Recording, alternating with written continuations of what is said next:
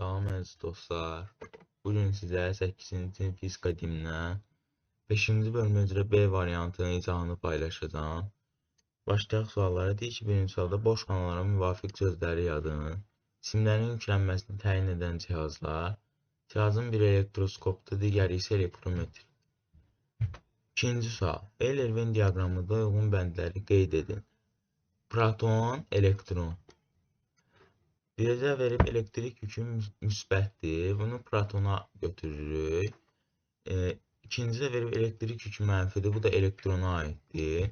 İki ədədi qiymətcə 1,6 (-19 kulona bərabər. Bu hər ikisinin ortaq xassəsidir. Ona görə 3'ü ortaya yazırıq. Dördüncüdə nüvəni təşkil edən zərrəciklərdən biridir. Nüvənin tərkibi neytron və protonlardır. Ona görə protona yazırıq bunu. Atom əlaqəli sistemi təşkil edən zərrəciklərdən biridir. Atomda müsbət nüvədən və ətrafında dövr edən elektronlardan ibarətdir. Nüvənin içində də proton var. Ona görə hər ikisinə də aiddir. Yəni 5'i ortaya yazır. Cavabımız B olacaq. Protona 1, 4, ortaya 3, 5, elektrona 2. Üçüncü sual. 2 qat iyonlaşmış müsbət yüklü iyonun nüvəsinin yükü 1,4 (10^-17 kulondur. Bu iyonda neçə proton və elektron var? Y bərabərdir 1,6 (10^-19 kulon. Burada düsturumuz Q bərabərdir NY. N'i də tapmaq üçün Q'nu Y'yə bölməliyik. Yəni Q'nu da verib bizə 1,4 (10^-17. Y'ni də verib 1,6 (10^-19. Hesablayırıq, tapacaq cavabımız 61. N də burada həmişə protonların sayını göstərir. Yəni protonumuz 65'dir. Və bizdən elektronu da istəyir. Bizdə şərtli birincidir ki, 2 qat iyonlaşmış müsbət yüklü iyon. Əgər iyon müsbətsə, deməli 2 elektron itiribdir. Protonlar 65'dir, 2 elektron itiribsə, 2 elektron çıxırıq, qalır 63 elektron. Deməli cavabımız belə olacaq. Proton 65, elektron 63. Dördüncü sualda deyir ki, nöqtəvi yükün A nöqtəsində yaratdığı sahənin intensivliyinin qiymət və istiqamətini müəyyən edin. K bərabərdir 9 (Nm²/m²/kulon²). İntensivliyin düsturu bizdə Y bərabərdir K modulda Q bölünsün L kvadratdır. Yerinə qoyub hesablasaq tapacağıq ki, cavabımız 2000 Nm/kulon. Və bizdən istiqamətini də soruşur. Burada baxırıq Q müsbət yüklüdür. Ona görə müsbət yükdə qüvvə xəttləri yükdən xaricə doğru olur. Yəni sağa istiqamətdə olacaq. Cavabımız qiyməti 2000 Nm/kulon, istiqamətdə sağa. 5-ci sual. Aralarındakı məsafə 3 cm olan iki nöqtəvi yük bir-birini 30 Newton qüvvə ilə itələyir. Q1 bərabərdir 3Q2 olduqda yüklərin qiymətlərini hesablayın. Mikrokulonla. K bərabərdir 9 Nm²/kulon². Biz aralarındakı məsafəni 3 cm verib metrə keçməliyik. Alacaq %3 metr. Q1'i də verib 3Q2'yə bərabərdir. Qüvvəni də verib 30 Newton. F bərabərdir K modulda Q1 modulda Q2 bölünsün L kvadrat düsturunda yerinə qoyuruq. Və hesablasaq tapacağıq ki, Q2 1 mikrokulondur. Q1 də 3 mikrokulon. 6-cı sual. Yüksüz metal kürəciyə müsbət yüklənmiş çubuğu toxundursaq, kürə hansı işarəli yüklə yüklənər? Cavabımız olacaq müsbət yüklə yüklənər. Cavabı əsaslandırdıqda belə yaza bilərik. Çünki toxunma zamanı kürəyə çubuqdan müsbət yük keçər və kürə müsbət yük qazanır. 7-ci sual. Yükləri 3Q və -5Q olan eyni iki metal kürələri bir-birinə toxundurub araladıqdan sonra onların hər birində nə qədər yük olur? Biz burada onların ədədi ortasını tapmalıyıq. 3 ilə -5 toplayıb 2'yə bölsək, -2'ni 2'yə bölmək -1 eləyəcək. Və bizə də Q ilə verib, ona görə cavabı eləyəcək, -Q. 8-ci sualda deyir ki, dəmir cismin yaxınlığında müsbət yüklənmiş kürə yerləşdirilmişdir. Naqil vasitəsilə yerlə birləşdirilmiş dəmir cismin K və L uclarının yükü necə olar?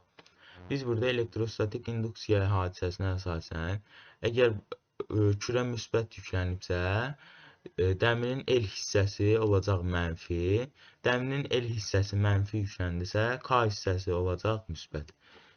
Yəni cavabımız belə, K müsbət, L mənfi.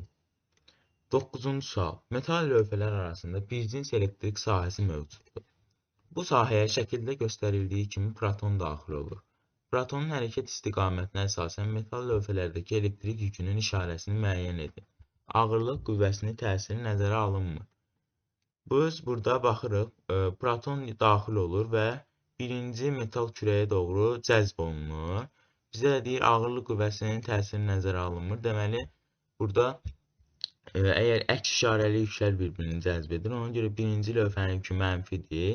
Buradan da itələnir, ona görə ikinci lövhənin də yükü müsbətdir. Yəni cavabımız belə, birinci lövhənin yükü mənfi, ikinci lövhənin yükü müsbət.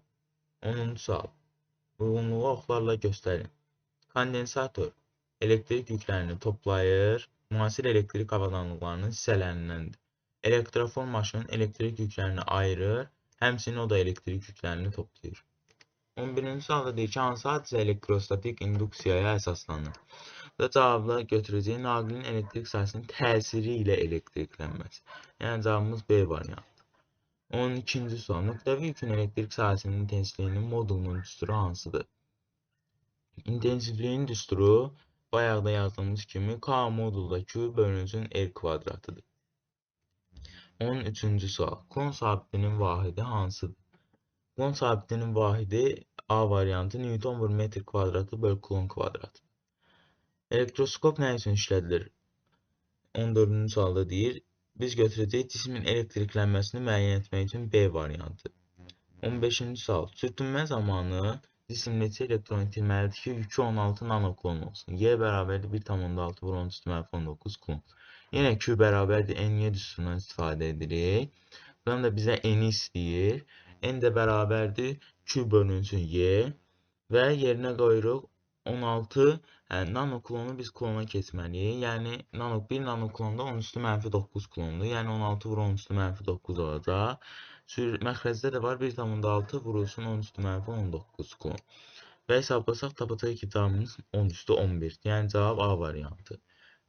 16-cı sual. Nöqtəvi yükdən N məsafədə yerləşən nöqtədə sahənin intensivliyi Y olarsa, 3R məsafədə olan nöqtədə sahənin intensivliyi nəyə bərabər olur? Baxın, birinci məsafə L idi, sonra 3 dəfə artdı, 3R oldu. R olanda məsafə Y idisə, ya daha doğrusu intensivliyi Y idisə, intensivlik də məsafədən kvadratik tərs asılıdır. Yəni 3-ün kvadratı qədər azalacaq. Cavabımız olacaq C bəndi Y böl 9. 9 dəfə azalacaq. 17-ci sualda deyir ki, elektrik sahəsinin qüvvə xətlərinin mənzərəsinə görə A və B kürəciklərinin yüklərinin işarəsini müəyyən edir. Baxırıq, A kürəsində qüvvə xətləri yükdən xaricə doğru yönəlir. B-də isə yükə doğru yönəlir. Yəni, bizdə bayaqda yükdən xaricə doğrudursa A müsbətdir. B-də də yükə doğru olduğuna görə B-də mənfidir. Yəni, cavabımız A kürəsi müsbət, B kürəsi mənfi. A variantı. 18-ci sual. İntensivliyi 8 vur 10 üstü 6 Newton bölü klon olan bir cinsi elektrik sahəsində 2 vur 10 üstü mənfi 6 klon yükə sahə tərəfindən təsir edən qüvvə neçə Newtondur? Y-ni bizə verib 8 vur 10 üstü 6 Newton bölü klon. Q-ni də verib 2 vur 10 üstü mənfi 6 klon. F də bərabərdir Y vurulsun Q. Bunları vursaq, bunlar ixtisar gedəcək 8 vur 2. Yəni 16 Newton cavabı alacaq. 19-cu sual. Hansı ifadələr doğrudur? Burada doğru olan ifadələr elektrik sahəsinin qüvvə xətləri müsbət yükdən başlayıb mənfi yüklə qurtarır. 1. Elektrik sahəsinin qüvvə xətləri sıx olan yerdə sahənin intensivliyi modulu böyükdür. 3. Birinci elektrik sahəsinin qüvvə xətləri paraleldir. 5. Yəni cavabımız 1, 3, 5. 20-ci sual. Uyğunluğu müəyyən edin. Müsbət elektrik yüklü zərrəcik atom nüvəsi proton. Mənfi elektrik yüklü zərrəcik elektron. Yüksüz zərrəcik atom və molekul. Atom yüksüzdür, çünki müsbət nüvədən və ətrafında dövr edən elektronlardan ibarətdir. Nüvənin tərkibində proton var, müsbət yüklü. Elektronla özünü neytrallaşdırır. Molekul da atomlardan ibarətdir. Yəni atom yüksüz olduğuna görə molekul da yüksüzdür. Cavabımız B olacaq. 1-ə BD, 2-yə Y, 3-ə AC. Bugünlük bu qədər əziz dostlar. Gələn izahlarda görüşərik. Kanala abunə olmağı unutmayın. Sağ olun.